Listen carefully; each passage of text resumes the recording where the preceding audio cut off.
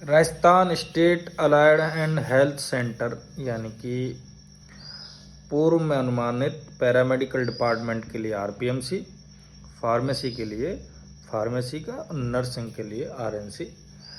तो जो आपके नर्सिंग, फार्मेसी और पैरामेडिकल तीनों को अलाइड करके अभी प्रेजेंट में Rajasthan state allied health centre बोला जाता है। मैं बात अभी इस चीज़ की क्यों कर रहा हूँ, क्योंकि इसी के अंदर पैरामेडिकल डिपार्टमेंट में यानी कि 16 जो कोर्स होते हैं प्रेजेंट में, होने को 18 कोर्स भी हैं, लेकिन फ़िलहाल में जो है डिप्लोमा के 16 कोर्सेस कराए जाते हैं। उसमें से एक कोर्स है डायलिसिस टेक्नीशियन का। कोर्स तो लेकिन होता है, लेकिन कैडर नहीं बनने की वजह से इसकी भर्तियां अभी नहीं निकाली जाती हैं।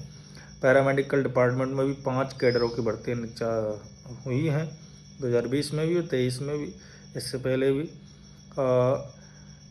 अभी मुद्दा क्या है कि कई सारे जो जिला अस्पताल हैं या अभी जिनका क्रमोन्नत हो रहा है, उनमें डायलिसिस की मशीनें लगी हुई है गवर्नमेंट के द्वारा।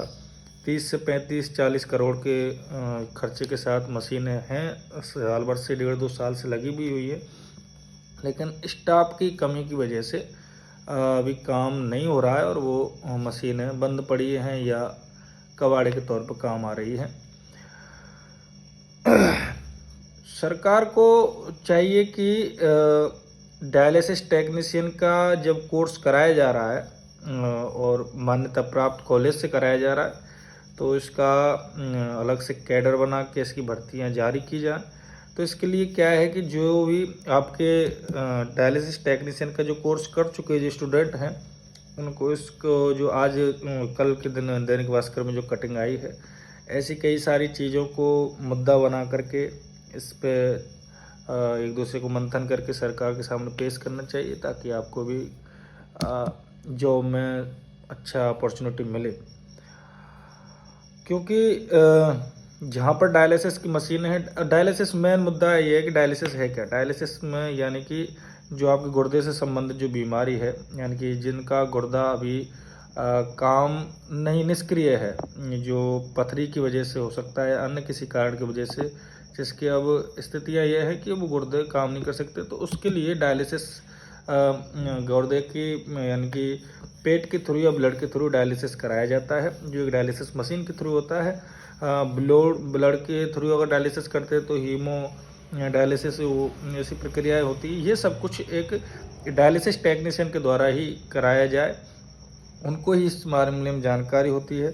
तो इसके लिए भर्ती निकालना भी ज़रूरी है और इसके बारे में जानकारी भी ज़रूरी है।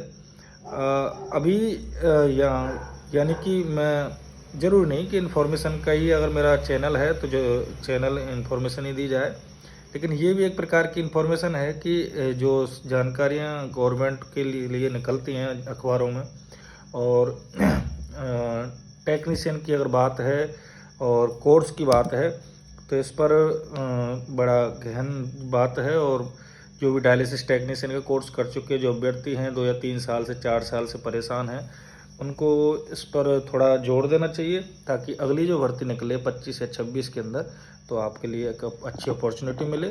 क्योंकि अभी फ़िलहाल में जितने भी जिला अस्पताल हैं या सैटेलाइट हैं या फिर जनाना हैं या एसएमएस पर जो भार अभी पड़ा हुआ है, वो अकेला एसएमएस नहीं कर सकता, क्योंकि 5 से 7 दिन लगते हैं। आज भी अगर कोई डायलिसिस कराना चाहता है लाइन में, 5 से 7 दिन के अंदर उनका नंबर आता है। तो सभी को सुविधाएं हों और सभी डिप्लोमा किए हुए अभ्यर्थियों को जॉब मिले, तो इसके लिए ये कैडर बनना ज़रूरी है और उनकी वैकेंसी भी निकलना ज़रूरी है।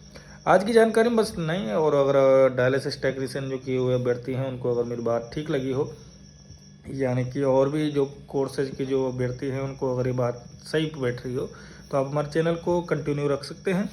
आगे की जानकारी देखने के लिए इसी प्रकार हमारे साथ बने रहिए। तब तक के लिए नमस्कार, धन्यवाद, जय हिंद, जय श्री राम।